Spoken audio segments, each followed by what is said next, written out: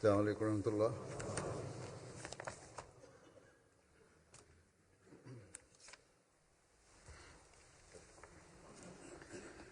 أشهد أن لا إله إلا الله وحده لا شريك له وأشهد أن محمدا عبده ورسوله أما بعد فأعوذ بالله من الشيطان الرجيم بسم الله الرحمن الرحيم الحمد لله رب العالمين الرحمن الرحيم مالك يوم الدين إياك نعبد وإياك نستعين اهدنا الصراط المستقيم صراط الذين أنعمت عليهم غير المغضوب عليهم ولا الضالين.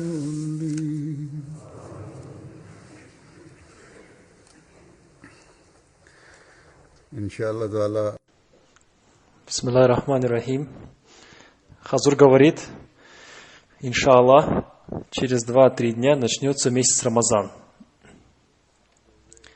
Дни этого месяца Рамазана будут очень длинными, и будет очень трудно держать пост в странах с жарким климатом.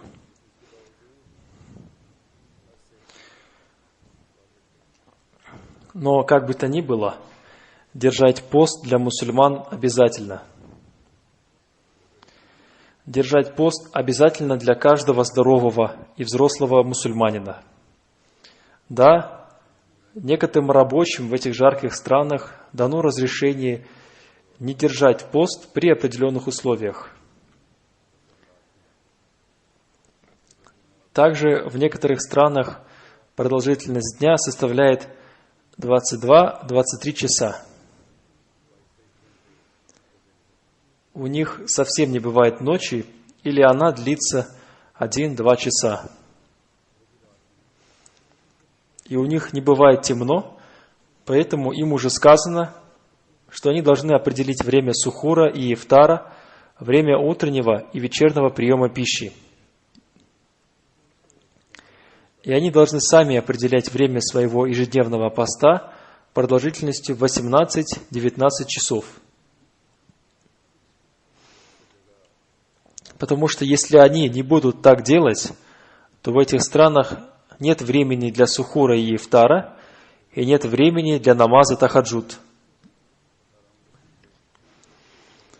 И они могут определять время намаза иша и намаза фаджр. Одним словом, они сами определяют время для сухура и ифтара.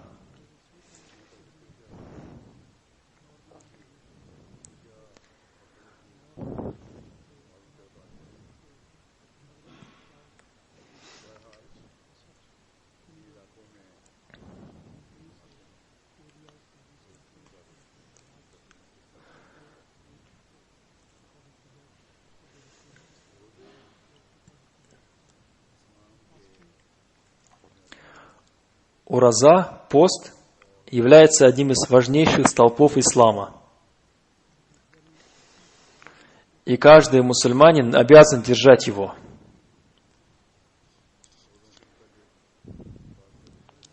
В связи с постом возникают некоторые вопросы относительно сухура, ифтара и больного человека и путешественника.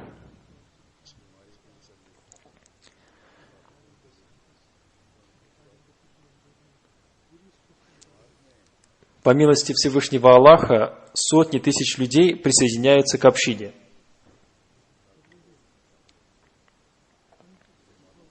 И они приходят в общину из разных народов и из разных религий.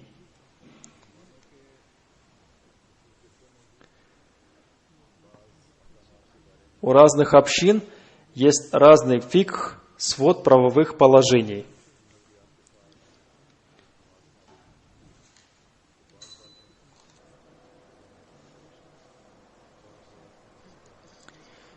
И люди присоединяются к общине, имея разное понимание и знание, и когда они видят у нас отличие от их фикха, у них возникает беспокойство.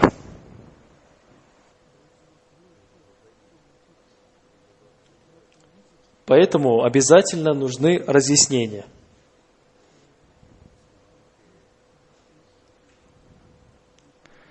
Некоторые люди сами задают вопросы относительно этого и хотят узнать подробности.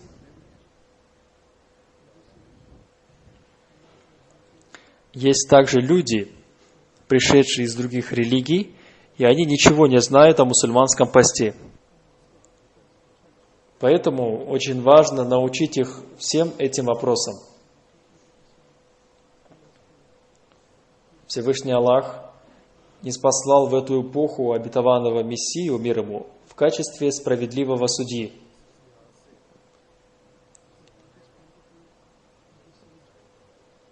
И он должен был выносить свои решения, опираясь на учение ислама. И он так и сделал. Одним словом, для решения каждого вопроса мы должны обратиться к его наставлениям.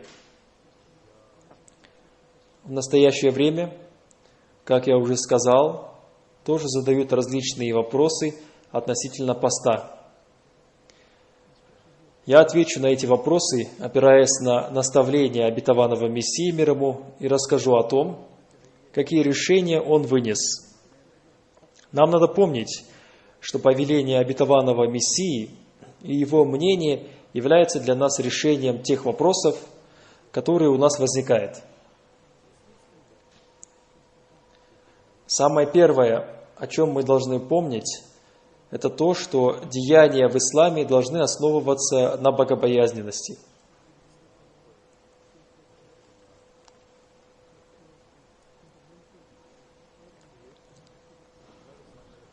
Поэтому читайте наставления обетованного Мессии мир ему, всегда придерживаясь богобоязненности. Обетованный Мессия мир ему относительно поста сказал: «Соблюдайте свои посты ради полностью Аллаха и искренне».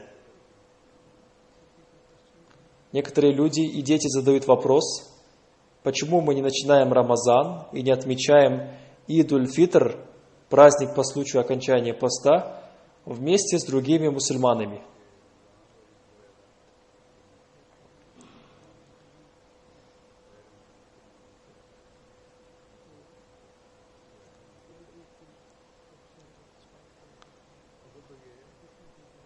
И почему бывает так, что они отмечают Ид в один день, а мы в другой день? Надо помнить, что это отличие происходит не по нашему желанию. Было много таких лет, когда мы начинали Рамазан вместе с другими мусульманами, и наш день Ида совпадал с их днем Ида.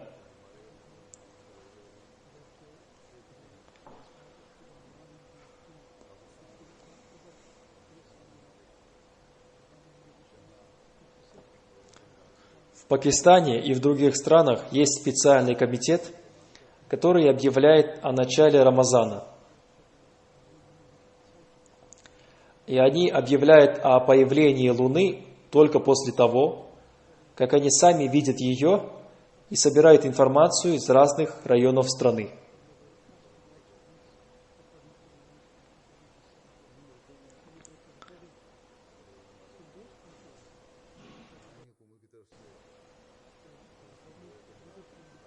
И мы, мусульмане Ахмади, начинаем свой пост вместе с ними.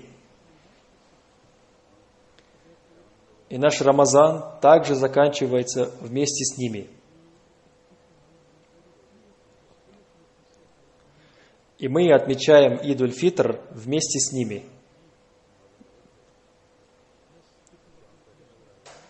Однако в европейских странах нет такого комитета на государственном уровне, поэтому мы сами определяем день начала месяца Рамазан и день Ида.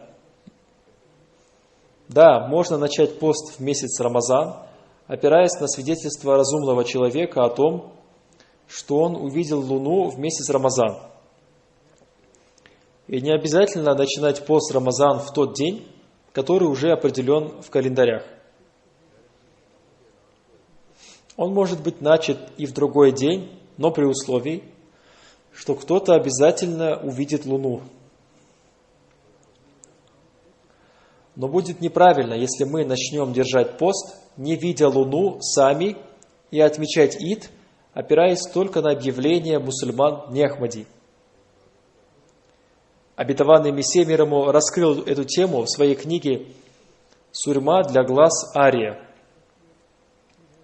Он не отрицал предположения и науку, и он сказал, что астрономия тоже является наукой, но отдавал предпочтение тому, чтобы видеть Луну собственными глазами.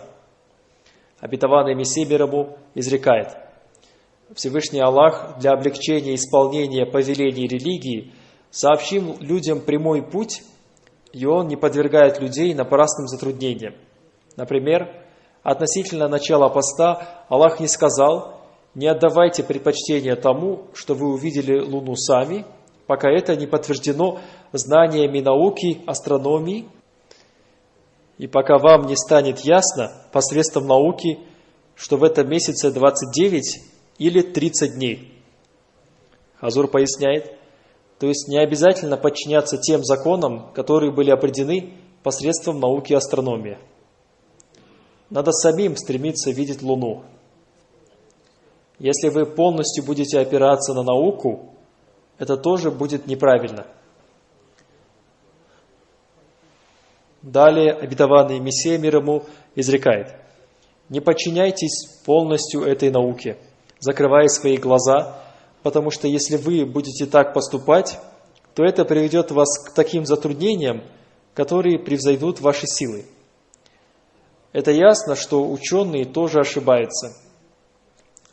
И очень ясным и соответствующим человеческой природе наставлением является то, чтобы они не были полностью зависимыми от науки и астрономии, и что они должны опираться на свой личный опыт определения появления Луны. Они должны учитывать только тот факт, что лунный месяц не бывает больше 30 дней. И также они должны помнить, что в действительности увидеть Луну самим имеет превосходство над предположением ученых. Увидеть Луну собственными глазами обязательно. Если вы стремились увидеть Луну, но не смогли ее увидеть, то тогда можно поступать согласно предположениям ученых. Ученые тоже отдают предпочтение тому, чтобы видеть Луну собственными глазами. Поэтому они создали различные приборы, например, телескопы, и посредством них они рассматривают Луну и другие небесные тела. И они отдают предпочтение тому, чтобы видеть Луну с помощью этих приборов, а не своими предположениями, потому что эти приборы помогают способностям человеческого зрения.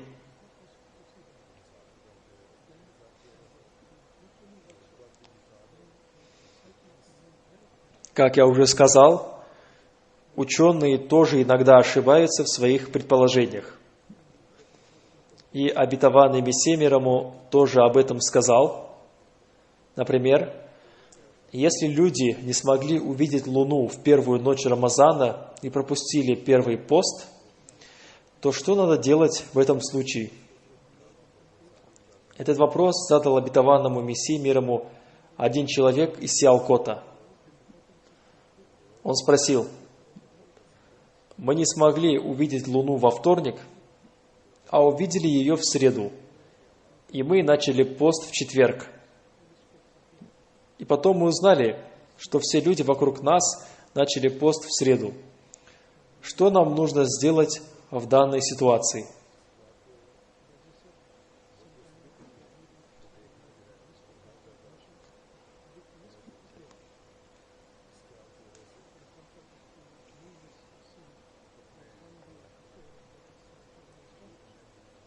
обетованный Мессия мир ему сказал: после завершения Рамазана держите однодневный пост за этот пропущенный день поста.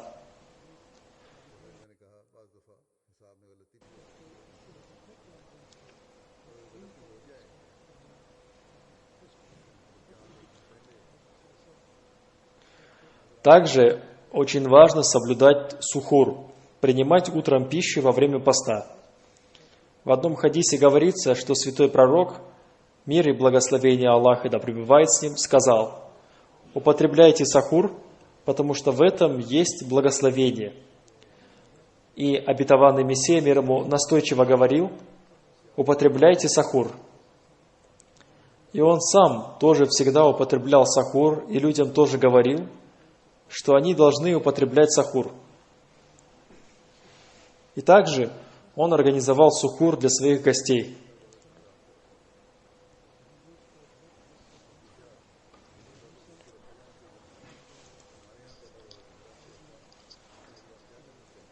В этой связи есть одно повествование Сахибзады Мирзы Башира Ахмада Сахиба.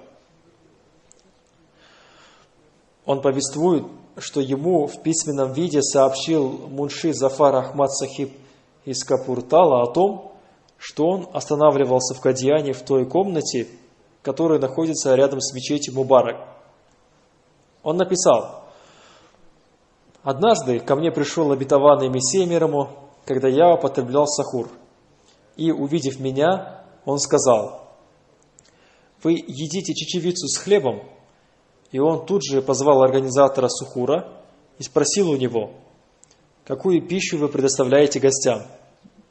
Спросите у всех наших гостей, которые здесь остановились и держат пост, какую пищу им нравится употреблять во время сухура, и готовьте для них то, о чем они скажут. И после этого организатор сухура ушел и принес для меня другую пищу. Но я уже закончил сухур, потому что уже прозвучал азан. Хазур сказал: азан прозвучал раньше, поэтому не обращайте на это внимания и кушайте. Есть еще одно повествование от Хазрата Мирзы Башира Ахмада Сахиба относительно тахаджуд намаза и сухура. Он сказал: доктор Мир Мухаммад Исмаил Сахиб рассказал мне, что ему посчастливилось в 1895 году провести весь Рамазан в Кадьяне. И он весь месяц читал намаз тахаджуд за обетованным Мессией мир ему. У него была привычка совершать намаз в первую часть ночи, и 8 ракатов намаза тахаджуд он совершал в позднюю часть ночи. В каждом первом ракате он читал аятуль курси, и во втором ракате суру Ихлас. И во время поясного поклона и земного поклона он многократно повторял: «Я хайю, я хайюму бирахматика астагису». «О вечно живущий и самосущий, я прошу Твоей милости».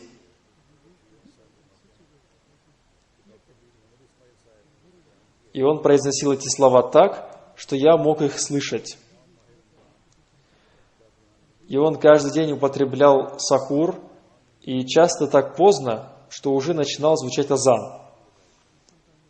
Мирза Башир Ахмад Сахиб говорит: употреблять сахур разрешено до развлечения белой и черной нити на заре. И оно не связано со временем произнесения азана, потому что время азана назначено на то время, когда появляется утренняя заря. И вполне возможно, что в определении времени появления утренней зари бывает ошибка. Поэтому обетованный Мессия мир ему не обращал внимания на азан и употреблял сахур до появления утренней зари. Шариат тоже не желает, чтобы люди перестали употреблять сахур в тот момент, когда наука определяет появление зари. Но надо тогда перестать употреблять сахур, когда, согласно мнению многих людей, появилась заря, потому что большинство людей заканчивает сахур, когда слышит азан. И в Кадьяне азан обычно звучит тогда, когда появляется утренняя заря. Но иногда в назначенном времени появления утренней зари бывает ошибка. И азан произносится раньше.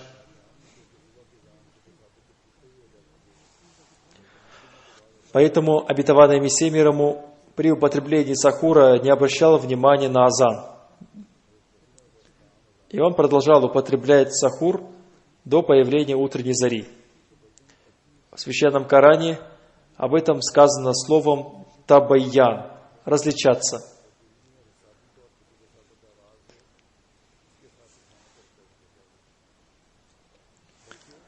В хадисе тоже сказано, что святой пророк, мир и благословение Аллаха да пребывает с ним, сказал: «Поистине Биляль призывает на молитву ночью, то есть до наступления времени намаза, так ешьте и пейте же до того, пока на молитву не призовет Ибн Мактум». Ибн Мактум был слепым человеком, и он не произносил азан, пока люди не начинали шуметь, что уже наступила заря. В прошлом году я сказал одному человеку, что он поздно употребляет сахур. Поэтому, услышав мои слова, он снова повторил свой пост. Но если бы он заканчивал свой сухур в назначенное время, то его посты были бы правильными. Здесь, в Европе, азан не звучит. И надо самим ориентироваться на утреннюю зарю.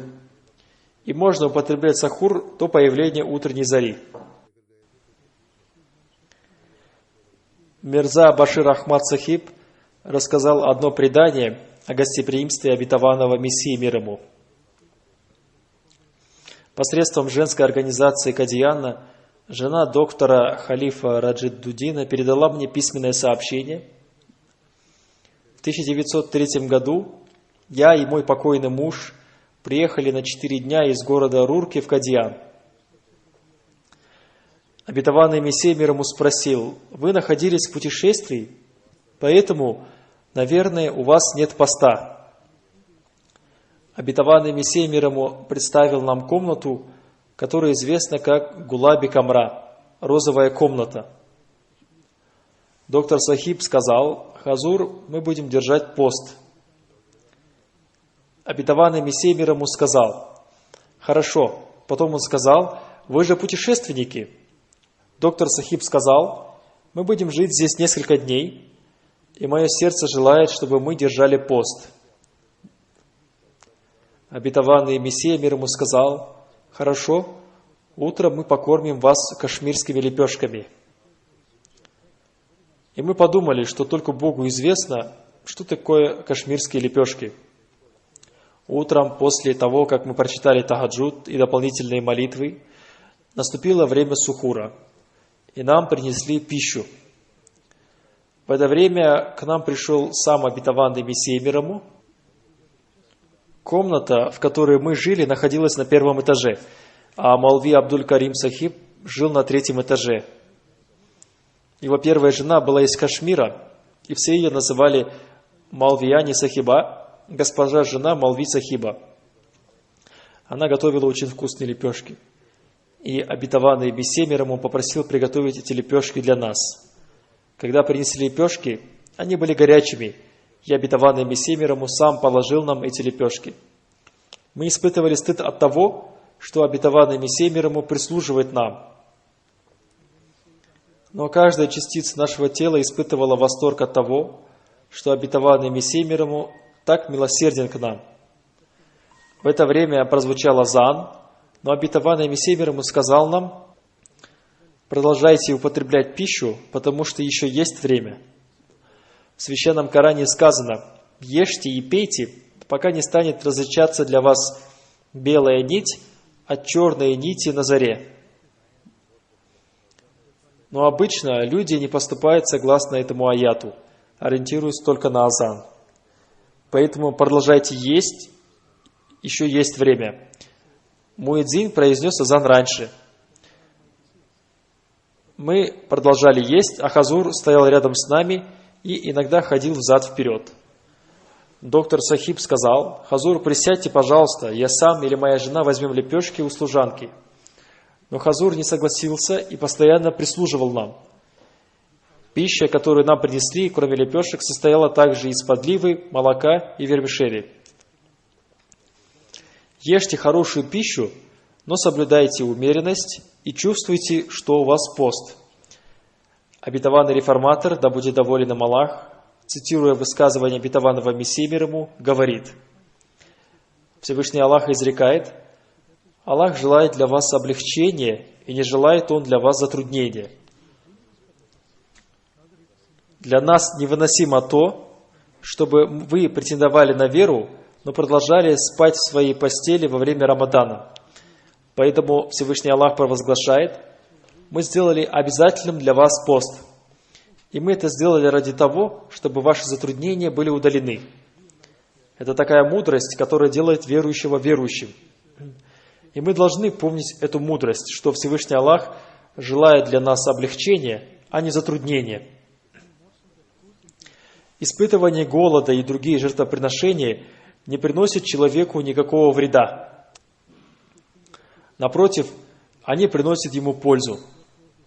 Тот, кто думает, что голод во время поста вреден для него, отрицает Коран. Потому что Всевышний Аллах говорит: вы были духовно голодными, и Он назначил для вас месяц Рамазан для того, чтобы вы употребляли духовную пищу. Одним словом, мы узнали, что истинной пищей является та пища, которая кормит нас Бог. И в том, чем нас кормит Бог, и содержится истинная жизнь. И всякий другой хлеб, кроме этого, является камнем, а не хлебом. И он приводит человека к гибели. Обязанность верующего состоит в том, что перед употреблением любой пищи он должен думать, употребляет ли он ее ради служения Аллаху или ради удовлетворения своего эго. Если он употребляет ее ради удовлетворения своего эго, то она не является для него пищей.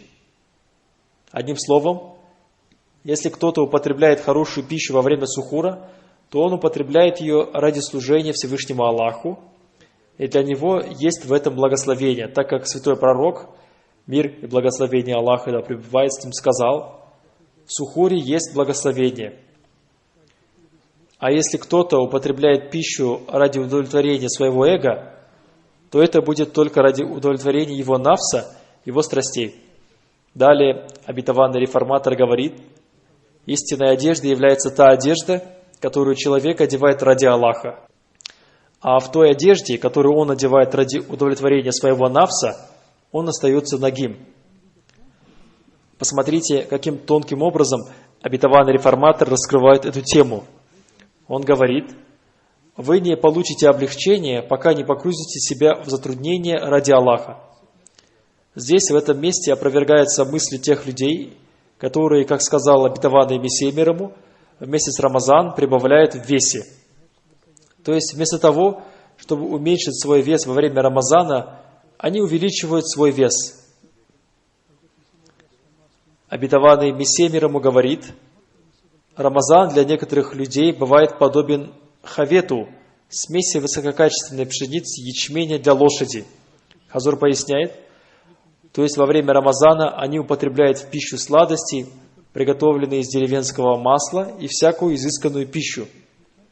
И во время Рамазана они прибавляют в весе, а это уменьшает благословение Рамазана. С одной стороны, есть повеление: употребляйте сахур и ифтар, в них есть благословение, а с другой стороны сказано, что если человек не соблюдает умеренности в пище, то благословение уменьшается. Поэтому надо всегда придерживаться умеренности. Не разрешено держать пост в путешествии и во время болезни. Обетованный Мессия мир ему сказал: я хорошо помню, что Мирза Якуб Бек Сахиб, который сейчас является одним из лидеров тех людей, которые не принесли обета верности, приехал в Кадиян во время молитвы Аср. Обетованный Мессия мир ему настаивал на том, что он должен прервать свой пост, и сказал: не разрешено держать пост в путешествии. Однако, когда при нем зашла речь о посте для больных, обетованный Мессия мир ему сказал: мое мнение такое, что надо получать пользу от облегчения Аллаха. В религии нет затруднения. Религия предоставляет облегчение. Я считаю, что неправы те люди, которые думают, что если больной или путешественник может держать пост, они должны держать пост. Хазрат, первый халиф обетованного Мессии, да будет доволен им Аллах, цитировал Мухиддина ибн Иль-Араби. Мухиддин ибн Иль-Араби считал неправильным держать пост во время путешествий и болезней. И он придерживался мнения, что такой пост надо повторить. Обетованный Мессия, мир ему, услышав это, сказал: «Мое мнение такое же». Обетованный реформатор в одной своей речи сказал: «Мне задали вопрос». Обетованный Мессия, мир ему, вынес решение, что тот больной или путешественник, который держит пост, ослушивается повеления Всевышнего Аллаха. Но вы опубликовали в газете «Аль-Фазл» объявление, что те люди, которые приедут в Кадьян на Джалсу, ежегодное собрание общины, должны держать пост. Хазур поясняет, эта Джалса совпала с Рамазаном. В эти дни люди держали пост. Обетованный реформатор, отвечая на этот вопрос, сказал: «Во-первых, я хочу сказать, что я не публиковал никакого такого рода объявления в газете «Аль-Фазл». Да, в ней опубликовано одно предание обетованного Мессии, мир ему, о Рамазане, но истина состоит в том, что в начальный период своего халифата я всегда запрещал держать пост во время путешествия, потому что я видел, что обетованный Мессия, мир ему, не разрешал держать пост путешественнику. Однажды Мирза Аюббек Сахиб приехал в Кадьян во время молитвы Аср, и у него был пост. А обетованный Мессия, мир ему, сказал ему прервать пост и сказал, что запрещено держать пост в путешествии. В это время Хазрат, первый халиф, привел высказывание Ибн Иль-Араби, чтобы люди правильно поняли решение обетованного Мессии, мир ему. Обетованный реформатор сказал: «Это событие произвело на меня очень сильное впечатление, и я всегда запрещал держать пост в путешествии.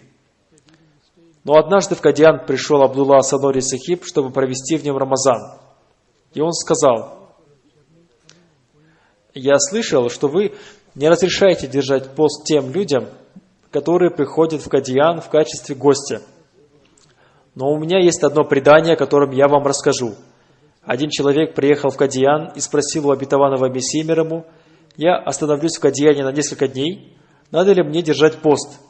Хазур поясняет: я рассказал уже о двух событиях, из которых стало ясно, что гости держали пост в Кадьяне. Обетованный Мессия, мир ему, сказал: вы можете держать здесь пост, потому что Кадьян является для каждого мусульманина Ахмади второй родиной. Молви Абдулла Санори Сахиб был одним из приближенных сподвижников обетованного Мессии, мир ему, но, выслушав его предание, я не согласился с ним и собрал другие свидетельства относительно этого. Из них мне стало ясно, что обетованный Мессия, мир ему, разрешал держать пост тем гостям, которые останавливались в Кадьяне на некоторое время, но не разрешал держать пост тем людям, которые просто приезжали в Кадьян и сразу хотели уехать. Поэтому мне пришлось изменить свое мнение. Эта джалса должна была совпасть с Рамазаном, и возник вопрос о том, будут ли держать пост гости. Один человек мне сказал, что когда во время обетованного Мессии, мир ему, джалса совпала с Рамазаном, то мы сами организовывали сухур для гостей. Поэтому то, что я сейчас разрешил гостям держать пост, я разрешил, опираясь на решение обетованного Мессии, мир ему. Обычно другие богословы разрешают держать пост в путешествии, и нынешние путешествия они не считают путешествиями. Но обетованный Мессия, мир ему, не разрешал держать пост путешественнику. Он сказал: тот, кто будет жить в Кадьяне в течение нескольких дней, может держать пост. Поэтому мы не можем поступить согласно одному его решению и не поступать согласно другому его решению. Иначе наше состояние будет подобно состоянию того пуштуна, который очень строго придерживался фикха. Он прочитал фетву о том, что намаз становится недействительным, если человек во время намаза совершит какое-то большое движение. И потом он прочитал хадис, в котором святой пророк, мир и благословение Аллаха да пребывает с ним, двигался во время намаза. Этот пуштун сказал: согласно фетве, намаз святого пророка, мир и благословение Аллаха да пребывает с ним, стал недействительным, потому что в книге Кудури написано, что намаз становится недействительным, если человек совершает большое движение во время намаза. То есть этот пуштун проверяет святого пророка, мир и благословение Аллаха да пребывает с ним, опираясь на фетвы богословов. Одним словом, тот, кто дал решение о том, что нельзя держать пост в путешествии, то есть обетованное Мессией мир ему, также сказал, что Кадьян является для мусульман Ахмади второй родиной, и здесь можно держать пост. И поэтому, согласно его решению, в Кадьяне можно держать пост. Муфти Саид Мухаммад Сарвар Шах Сахиб говорит об этом. Относительно поста в Кадьяне, Хазрат обетованный Мессия мир ему сказал, тот, кто останавливается в Кадьяне больше, чем на 3 дня, должен держать пост. А если меньше 3 дней, то он не должен держать пост. Если он держит пост, то ему не надо повторять этот пост, потому что Кадьян является его второй родиной. Но если он во время путешествия останавливается в каком-то другом месте меньше, чем на 3 дня, то ему не надо держать пост. В этой связи есть одно предание обетованного Мессии мир ему. Обетованный Мессия мир ему узнал, что из Лахора пришел шейх Мухаммад Чату и другие друзья. И обетованный Мессия мир ему по причине своей высокой нравственности вышел из дома на прогулку для того, чтобы встретить своих гостей. И люди каким-то образом заранее узнали, что он скоро выйдет из дома, поэтому в маленькой мечети, мечети Мубарак, собрались люди в большом количестве и ждали его появления. Хазур вышел из дома, и, как обычно, его последователи начали собираться вокруг него. Увидя шейх Сахиба, он сказал ему «Ассаламу алейкум» и спросил у него «Как ваши дела? Мы с вами уже давно знакомы». Шейх Баба Чату ответил «Все нормально». Обетованный Мессия мир ему, обращаясь к хакиму Мухаммаду Хусейну Хурейши, сказал «Вашей обязанностью является, чтобы он не испытывал здесь никаких затруднений. Полностью обеспечить его местом проживания и питанием. Если вам что-то нужно для этого, сообщите мне. И передайте от меня Наджимуддин Сахибу, что я настоятельно наказал ему, чтобы он готовил для гостя ту пищу, которая ему нравится». Хаким Сахиб сказал, иншаллах, все будет нормально, и он не будет испытывать здесь никаких затруднений. Обетованный Мессия мир ему, обращаясь к шейху Баба Чату, спросил: «Вы, наверное, не держите пост, потому что вы являетесь спутником?» Бабу Чату сказал: «Нет, я держу пост». Хазур поясняет, он не был мусульманином Ахмади. Обетованный Мессия мир ему сказал: «Истина состоит в том, что поступать согласно разрешенному облегчению священного Корана тоже является поклонением. Священный Коран разрешил путешественнику и больному держать пост в другое время. Поэтому надо поступать согласно этому повелению священного Корана. Я читал, что большинство богословов придерживается мнения, что если больной или путешественник держит пост, то это является грехом, потому что человек держит пост во время болезни и путешествия по своему желанию, а не по желанию Всевышнего Аллаха. А довольство Всевышнего Аллаха в повиновении Ему. И надо подчиняться тому повелению, которое Он дает. Всевышний Аллах изрек: а тот, кто болен из вас или в пути, то на такое же число из других дней. И человек не должен ничего добавлять в это повеление от себя. В этом аяте не сказано, каким должно быть путешествие или болезнь. Я не держу пост во время путешествия и во время болезни. Сегодня я чувствую себя плохо, и поэтому я не держу пост. Из-за прогулки болезнь уменьшается, поэтому я сейчас пойду на прогулку. Вы пойдете со мной?» Бабу Чату сказал: «Нет, я не могу пойти. А вы идите. Без сомнения, есть такое повеление Всевышнего Аллаха, но сейчас нет никакого затруднения для совершения путешествия, поэтому для чего надо пропускать пост?» Обетованный Мессия мир ему сказал: «Это ваше личное мнение. В Священном Коране не сказано о затруднениях или их отсутствии. Вы уже стали пожилым, и никто не знает, сколько он проживет. Человек должен выбирать тот путь, который радует Всевышнего Аллаха, и который приведет его к прямому пути и к довольству Всевышнего Аллаха». Шейх Баба Чату сказал: «Я и пришел ради того, чтобы получить пользу от вас. Если этот путь правильный путь, то не должно случиться так, чтобы мы умерли, находясь в пренебрежении». Обетованный Мессия мир ему сказал: Да, это хорошее мнение. Я сейчас немного прогуляюсь, а вы отдыхайте. На одном собрании с участием обетованного Мессии мир ему речь зашла о том, должны ли держать пост больной и путешественники.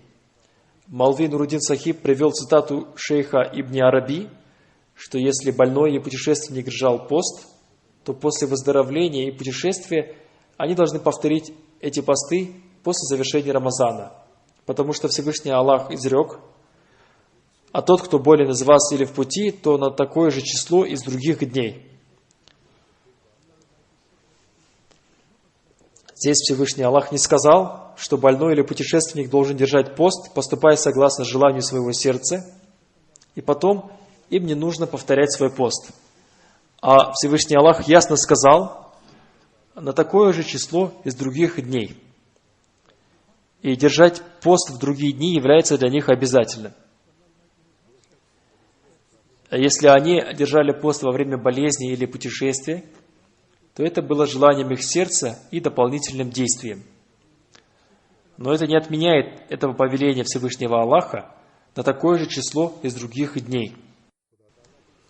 Обетованный Мессия мир ему сказал: тот человек, который держит пост, будучи больным и путешественником, ясным образом ослушивается повеления Всевышнего Аллаха. Всевышний Аллах ясно изрек, что больные и путники не должны держать пост. Больной должен держать пост после выздоровления, а путник после завершения своего путешествия. Надо поступать согласно этому повелению Всевышнего Аллаха, потому что спасение обретается благодаря милости Всевышнего Аллаха, а не из-за своих деяний. Никто не может обрести спасение, опираясь на свои деяния. Всевышний Аллах ничего не сказал ни о незначительной болезни, ни о серьезной болезни, ни о коротком путешествии, ни о длительном путешествии. Здесь, в этом аяте, есть общее повеление, поэтому надо поступать согласно этому повелению Всевышнего Аллаха. Если больной и путешественник будут держать пост, то относительно них есть решение, что они ослушались повеления Всевышнего Аллаха. Хазрат Сахибзада Мирза Башир Ахмад повествует: Мия Рахматулла Сахиб и Мия Абдулла Санори Сахиб рассказывали, что однажды обетованный Мессия мир ему ездил в Лудьяну во время месяца Рамазан. И мы из города Госгар приехали к нему в Лудьяну, держа пост. Обетованному Мессии мир ему кто-то сообщил, что все приехавшие из Госгара держали пост.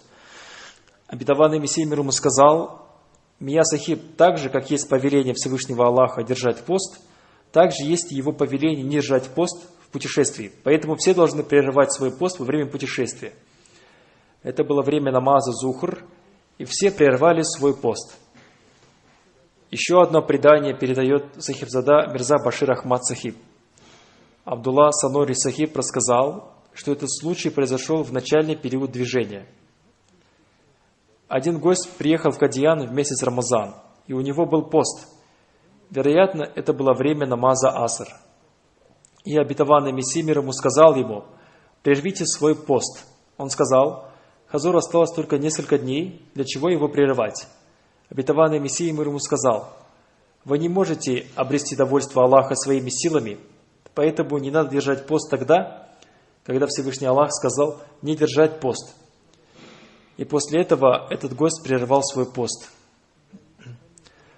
Также Мунши Зафар Ахмад из Капуртала пишет: однажды я, Мунши Арори хан и хан Мухаммад хан из Лудьяны приехали к обетованному Мессии мир ему в Кадиян. Это был месяц Рамазан, и я держал пост. Когда мы прибыли в Кадиян, солнце уже клонилось к закату. Они сообщили обетованному Мессии мир ему о том, что Мунши Зафар Ахмад держит пост. Обетованный Мессия мир ему встал, пошел домой, принес стакан щербета и сказал: прервите свой пост, потому что нельзя держать пост в путешествии. Я и сделал так, как он повелел. Мы должны были оставаться в Кадияне на несколько дней, поэтому мы держали пост в Кадияне. Однажды обетованный Мессия мир ему во время ифтара принес 3 стакана щербета на одном подносе, и я сказал: что будут делать Мунши Арури хан с одним стаканом? Обетованный Мессия мир ему улыбнулся, пошел в свой дом и вернулся с большим кувшином щербета. Он начал наливать щербет Мунши Арури хан Сахибу, и Мунши Сахиб продолжал пить щербет до тех пор, пока он не закончился. потому что он пил его из рук обетованного Мессии мир ему и считал это благословением. Хазрат Мирза Башир Ахмад Сахиб написал: «Мне в письменном виде сообщил Молла Бахш Сахиб, пенсионер посредством Молви Абдурахмана Мубашира Сахиба, что однажды обетованный Мессия мир ему в месяц Рамазан пришел в Амритсар. Он должен был прочитать лекцию в зале Мандава Бабу Миаляль, который сейчас называется Банди Матрампаль. Хазур не держал пост из-за того, что он находился в путешествии. Когда он читал лекцию, муфти Фазалур Рахман поставил перед ним чашку чая, но Хазур так был увлечен своей лекцией, что не обратил на это внимания. Спустя некоторое время он приблизил эту чашку чая к обетованному Мессии мир ему. Обетованный Мессия мир ему взял эту чашку и выпил чай. Люди подняли шум из-за того, что он так относится к Рамазану, и он не держит пост, и начали выдвигать против него другие такого рода обвинения. Лекция была прекращена, и Хазур покинул это место на машине. Люди начали бросать в эту машину камни и подняли сильный шум. Стекло машины было разбито. Но Хазур в целости и сохранности доехал до своего места. Нам сообщили, что один мулла там кричал: «Сегодня люди сделали Мирзу Сахиба пророком». Но я не слышал этих слов из его уст. Мы вышли из этого зала вместе с Молви Хакимом Нуруддин Сахибом. Мы предлагали Молви Сахибу пока оставаться здесь, потому что люди очень сильно шумят и бросают камни. Поэтому нам лучше немного задержаться здесь. Молви Сахиб сказал: «Тот, в кого они хотели бросать камни, уже уехал. Я не достоин того, чтобы кто-то бросал в меня камни». Мусульмане Ахмади начали упрекать муфти Мухаммада Фазлур Рахман Сахиба, который поставил чай обетованному Мессии мир ему, потому что вся эта смута возникла из-за чая. Я тоже упрекал его этими словами. Мия Абдуль-Халик Сахиб сообщил мне, что позже, когда все это рассказали обетованному Мессии мир ему и сказали, что вся эта смута возникла из-за чая муфти Фазлур Рахман Сахиба, обетованный Мессия мир ему сказал: «Муфти Сахиб ничего плохого не сделал. Есть повеление Всевышнего Аллаха не держать пост в путешествии. И посредством моего деяния Всевышний Аллах создал возможность для распространения своего повеления». Когда муфти Сахиб это услышал, он стал вести себя как лев.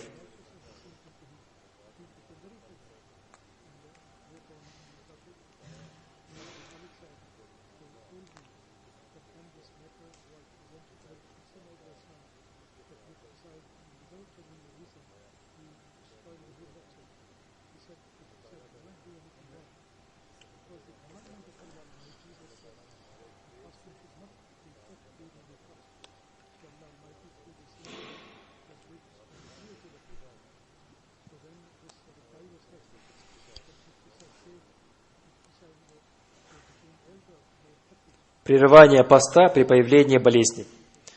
Хазрат Сахибзада Мирза Башир Ахмад пишет: «Доктор Мир Мухаммад Исмаил сообщил мне, что обетованный Мессия мир ему однажды держал пост в Лудиане. И он почувствовал сердечную слабость, его ноги и руки стали холодными. Это было время, близкое к ифтару, но он прервал свой пост. Обетованный Мессия мир ему всегда выбирал легкий путь в шариате. Мия Башир Ахмад Сахиб говорит, что в хадисе есть повествование от Хазрата Аиши, да будет доволен ею Аллах, что святой пророк, мир и благословение Аллаха да пребывает с ним, всегда выбирал легкий путь из двух дозволенных путей. Обетованному Мессии мир ему задали вопрос: иногда Рамадан наступает в такое время года, когда у земледельцев очень много работы. Например, нужно засевать поля или собирать урожай. То же самое относится и к рабочим, зарабатывающим себе на хлеб тяжелым трудом. То есть они не могут поститься. Каково будет повеление относительно них? Хазрат обетованный Мессия мир ему изрекает: «Инна маля ла амалю биният». Поистине, дела оцениваются только по намерениям. То есть, эти люди держат свое положение в тайне. Пусть каждый человек честно, непредвзятно поразмыслит над своей ситуацией. Если кто-либо может нанять, пусть наймет человека. В ином случае он попадает под статус больного, и ему будет необходимо восполнить пост в более благоприятное для него время.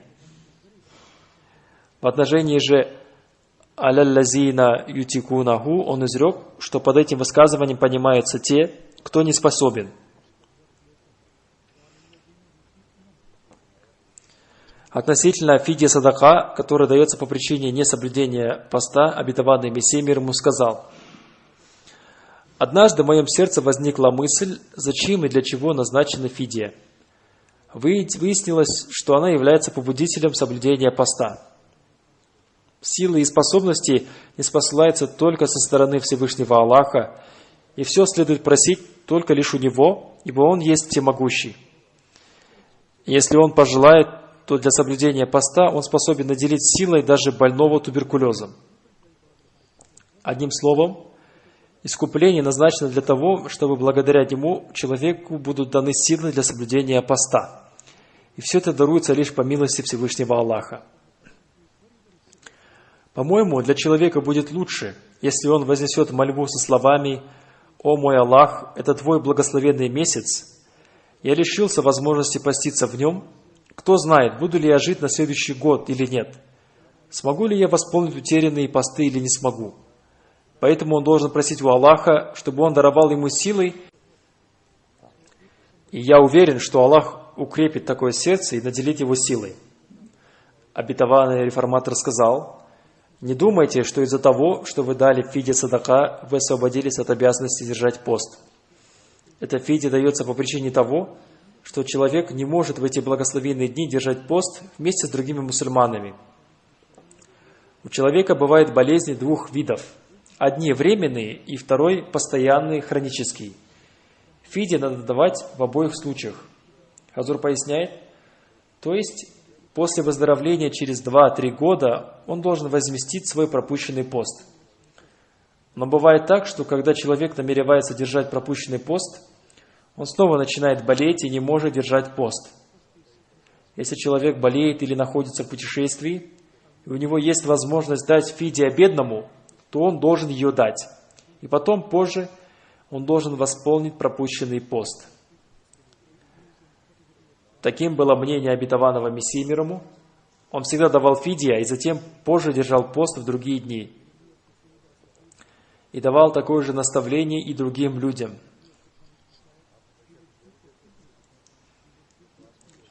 Однажды один человек спросил у обетованного Мессии мир ему: если человек не может держать пост, то деньги, являющиеся фидья, он должен отправлять в фонд сирот в Кадияне или нет? Обетованный Мессия мир ему сказал: он может накормить бедного человека в своем городе, может дать деньги сироте или может отправить сюда в фонд для помощи бедным. Если у него есть какой-то знакомый бедный человек, то он может кормить его. Во всем этом нет ничего плохого. Ураза пост не нарушается, если человек, не зная, поздно принимал пищу во время сухура. Один человек посредством письма задал обетованному Мессии мир ему вопрос: «Я сидел дома и был уверен, что еще есть время до начала поста. Подкрепившись немного, я выразил намерение поститься. Однако потом, посредством другого человека, выяснилось, что в тот момент уже рассвело. Что теперь мне делать?» Хазрат обетованный Мессия мир ему изрек: в этом случае пост является приемлемым, и нет необходимости повторять его заново, потому он проявил со своей стороны осторожность, и намерение его не поколебалось. Дети у меня часто спрашивают, с какого возраста надо держать пост. Обетованный реформатор сказал: надо помнить, что шариан, закон Божий, не разрешает держать пост маленьким детям. Но надо обязательно приучать их держать пост, когда они достигают юношеского возраста. Я хорошо помню, что обетованный Мессия мир ему разрешал мне держать первый пост, когда мне было 12 или 13 лет. Но некоторые глупцы заставляют своих детей держать пост, когда им 6-7 лет. И они думают, что они получают за это награду. Они не получают за это награды, напротив, они совершают жестокость по отношению к своим детям, потому что этот возраст является возрастом роста. Детей надо приучать к посту, когда они достигают юношеского возраста. Если мы посмотрим на сунну святого пророка, мир и благословение Аллаха пребывает с ним, и решение обетованного Мессии мир ему, то мы видим, что надо приучать детей к тому, чтобы понемногу держать пост. И каждый год надо увеличивать этот пост так, чтобы к 18 годам они смогли держать полный пост. По-моему, возраст половой зрелости наступает в 18 лет. Когда мне было 12-13 лет, обетованный Мессия мир ему разрешал мне держать пост в течение 1 дня. В этом возрасте у детей бывает страстное желание держать пост, но родители должны удержать их от этого. Затем потом наступает такой возраст, когда родители должны поощрять своих детей за то, что они держат пост какое-то время. Но надо стараться, чтобы они не держали пост долго. И те люди, которые видят, что дети не держат пост, не должны обвинять их, потому что если ребенок будет держать пост в этом возрасте, он не сможет держать пост в дальнейшем, и у него будут физические недостатки. Я видел, что некоторые приходят на встречу со мной с детьми и говорят, что их ребенку 15 лет. Однако внешне он выглядит как 8-летний ребенок. Хазур говорит, сегодня я тоже это наблюдаю. Обетованный реформатор продолжает. Я считаю, что для таких детей возраст половой зрелости наступает в 21 год. Но есть некоторые дети, которые в 15 лет выглядят как 18-летние. Поэтому не понимайте буквально, что для каждого наступает возраст половой зрелости 18 лет. Если кто-то так понимает, то он не будет совершать несправедливость против меня или против Аллаха, а будет несправедлив против самого себя. И те, кто упрекает детей, что они не держат пост, совершают жестокость против самого себя. Хазрат Наваб Мубарак Абигам, старшая дочь обетованного Мессии мир ему, рассказала, обетованный Мессия мир ему не любил, чтобы дети держали пост до наступления возраста половой зрелости. Он считал, что детям достаточно держать в течение 1 дня, и этого будет достаточно. Однажды я держала 1-дневный пост, и Хазрат Амаджам организовала большой ифтар по случаю моего поста и пригласила многих женщин на ифтар. И потом в 3-й день Рамазана я держала 2-й 1-дневный пост и сообщила обетованному Мессии мир ему о том, что я держу сегодня пост. В это время он сидел в своей комнате, и на тумбочке у него были 2 приготовленных листа бетеля. Вероятно, это Хазрат Амаджан приготовила их для него. Он взял 1 лист бетеля и сказал мне: «Покушай, ты слабая, ты не должна держать пост. Прерви свой пост». Я сказал ему, что Салия, которая позже стала женой нашего младшего дяди, тоже держит пост. Обетованный Мессия мир ему сказал мне: «Позови ее». И когда она пришла, обетованный Мессия мир ему дал ей 2-й лист бетеля и сказал ей: «Покушай». В то время мне было 10 лет. Некоторые вопросы относительно таравиха. Ахмад Сахиб из Голеки спросил, относительно Рамазана есть наставление, что в это время надо больше читать дополнительные молитвы и тахаджуд. И люди, зарабатывающие на хлеб тяжелым трудом, и земледельцы, проявляют лень в совершении намаза. Если кто-то станет для них имамом и проведет для них 11 ракатов намаза таравих после намаза Иша, вместо того, чтобы совершать тахаджуд поздно ночью, можно это делать или нет? Обетованный Мессия мир ему сказал: пусть они совершают этот намаз, в этом нет ничего плохого. Еще кто-то задал вопрос: если вы говорите, что этот намаз в 11 ракатов совершается вместо тахаджуда, то что вы скажете относительно 20 ракатов намаза таравих, потому что тахаджуд вместе с намазом витр составляет 11 или 13 ракатов? Обетованный Мессия мир ему сказал: постоянной сунной святого пророка, мир и благословение Аллаха да пребывает с ним, было совершение 8 ракатов тахаджуда. И это является наилучшим вариантом. Можно совершать его в первую часть ночи, но будет лучше совершать его во время, отведенное для тахаджуда. Есть одно повествование о том, что святой пророк, мир и благословение Аллаха да пребывает с ним, совершал эти 8 ракатов в первую часть ночи. А что касается 20 ракатов в намазе таравих, то это люди выдумали позже.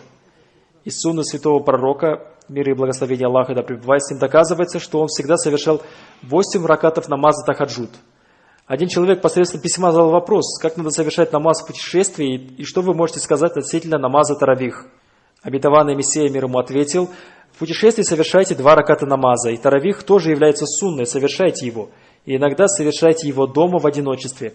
Таравих на самом деле является тахаджудом и не является каким-то новым намазом. И витр совершайте так же, как вы совершаете его ежедневно. Это были некоторые вопросы относительно Рамазана, о которых я вам рассказал. Пусть Аллах даст нам возможность получить пользу от постов в месяц Рамазан, и пусть, поступая в соответствии с богобоязненностью, мы обретем довольство Всевышнего Аллаха.